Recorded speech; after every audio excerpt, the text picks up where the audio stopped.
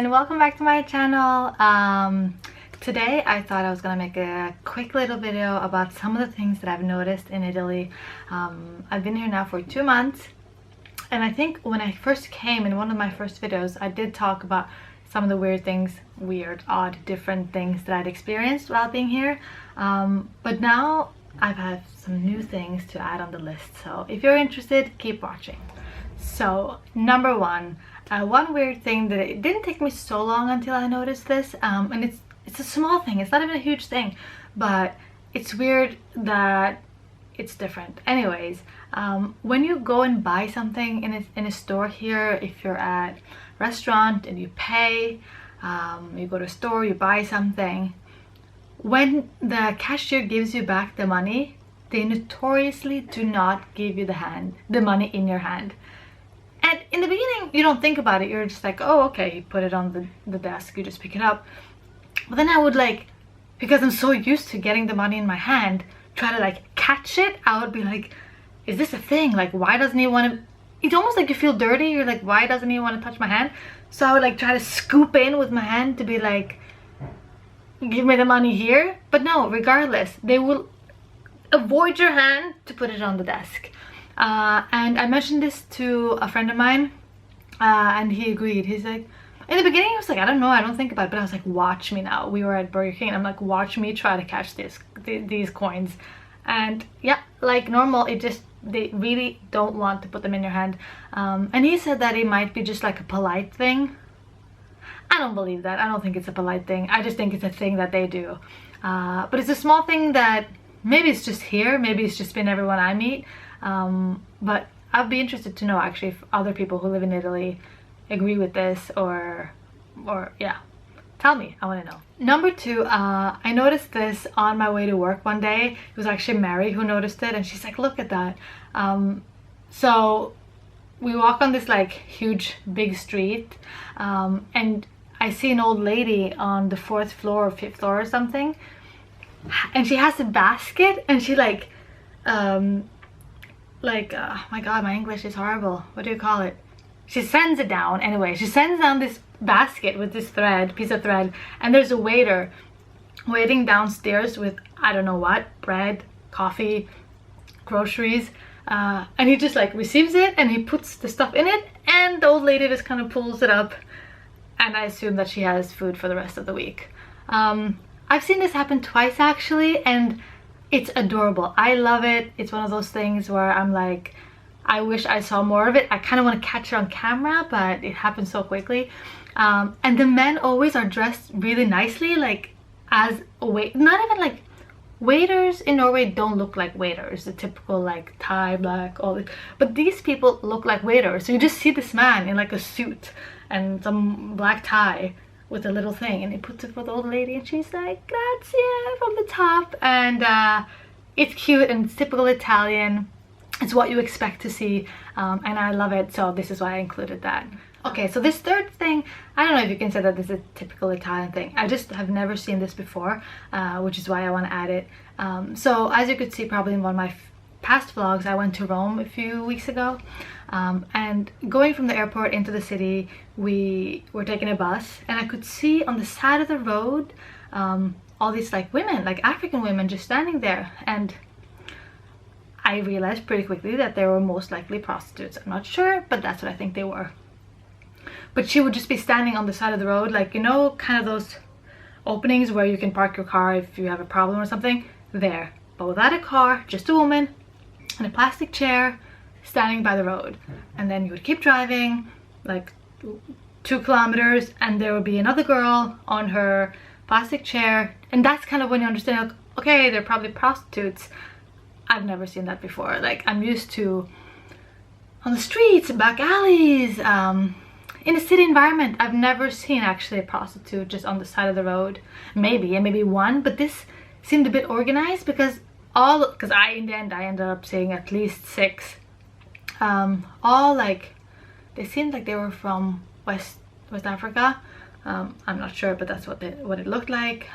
So I'm assuming that there's some kind of pimp that drives around, have them all in a car, and then just stops, lets one girl out, keeps driving, lets one girl out, and at the end of the This was daylight, by the way. This was like, I would say noon. Also not what I'm used to seeing. I'm used to seeing prostitutes out evening, nighttime. This was so much out in the open. It makes me think that like, where's the police? Like, this is so obvious.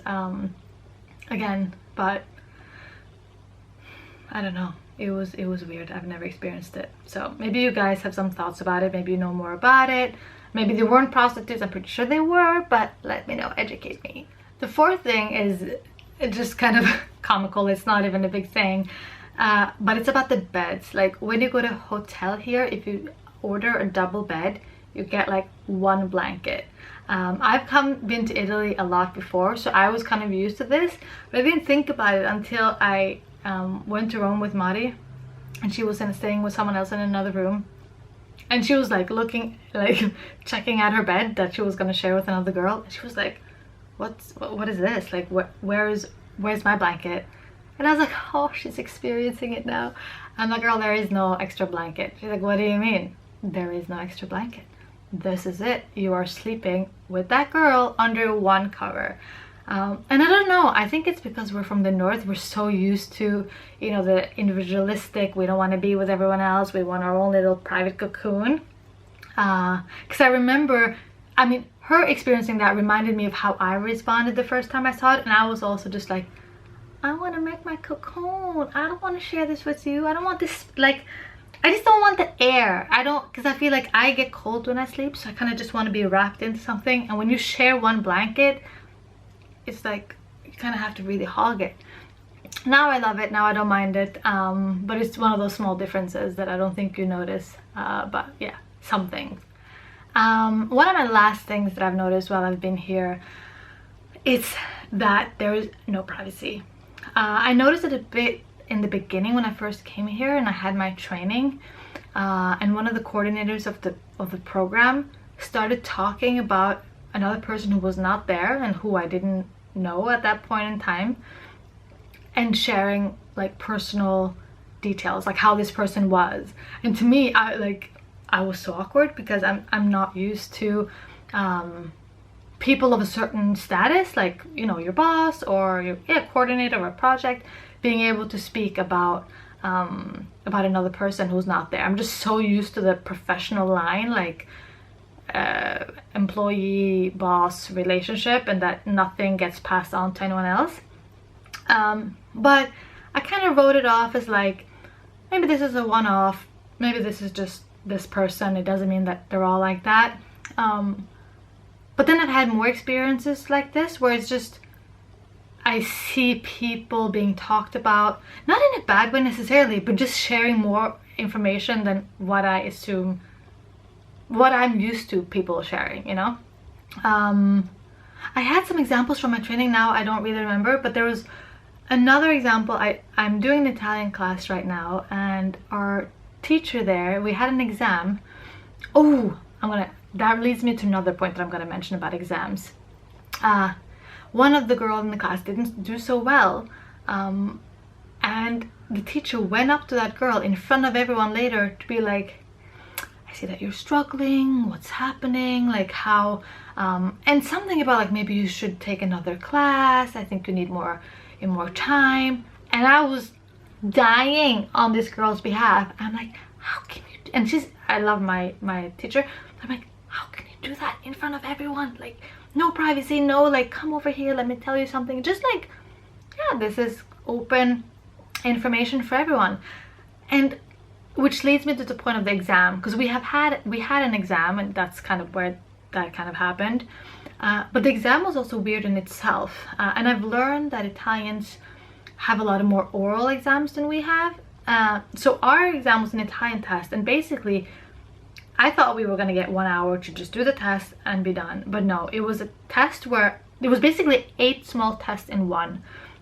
So you do one, you finish, it takes like 5 minutes, and she's like, oh, is everyone done? So you get a bit stressed. You're like, oh my god, I really have to be done. And then she goes around like, okay, what did you answer? What did you answer? You have to say what you answered in front of everyone.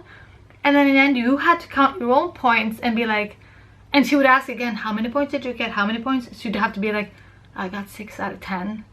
which I'm not used to, and it's embarrassing if you didn't do well. And personally for me, if I start an exam that's into 8 parts and I have to tell everyone that I maybe, let's say, got 6 out of 10, if everyone else got a 10 out of 10, my self-esteem goes here right away. And it ruins me for the rest of the test, because you're already like, oh my god, I gotta be good, I gotta focus, I gotta concentrate, but then you're not able to because you're thinking too much. That happened to me, because actually my first part I didn't do so well, and I was just so shocked by the format that I was like, got thrown off balance. Instead of, sometimes when you do an exam, you know, I personally do better as I go, and then I get more calm, I slow down, and then I go back to the first questions and I can look over it again, especially when it comes to language, because there's all these rules you have to think about. Anyways, that was weird to me. But in general, I've also heard, and I've asked my friends, yes, Italians do more oral exams, but also that at the end of, when they're done with university, when you get your diploma in front of everyone, in front of everyone's parents and families, they say your grade. So I think it's just something that I'm not used to, this exam style. Except again, if you're an Italian, I'm sure you're used to it. And I mean, if you're even used to the fact that you're gonna get your grade read in front of everyone, oh my god, I don't know what I would do. So basically the point is just privacy, and keeping things to yourself is not a big thing here. I don't like to draw conclusions. Like, this was a big grand conclusion. It's not necessarily right, but I do believe that people are more open to share things about their grades, where they are, how other people are performing, than you would in Norway. In Norway, everything is just like quiet. No one knows unless you tell them. But here it's like, you might not want to tell them, but there might be someone who's gonna tell it for you. So yes, that was that. I don't know if I have any other things that I've noticed. No, I have some other things, but I think I'm gonna make another video about that. I had some experiences with an Italian bank, and the last few days I've had an experience with an Italian telephone operator. Kill me. So I might actually make a video about how I'm dealing with that and how the bureaucracy is hell here. But for now, these are some of my observations, and I might come back with more. I hope you guys are having a good day. Also, they tell me that I should tell you to put a like on this video or to subscribe. You know what? Do as you want. It doesn't matter. I'm just happy that you're here. See you guys later. Ciao.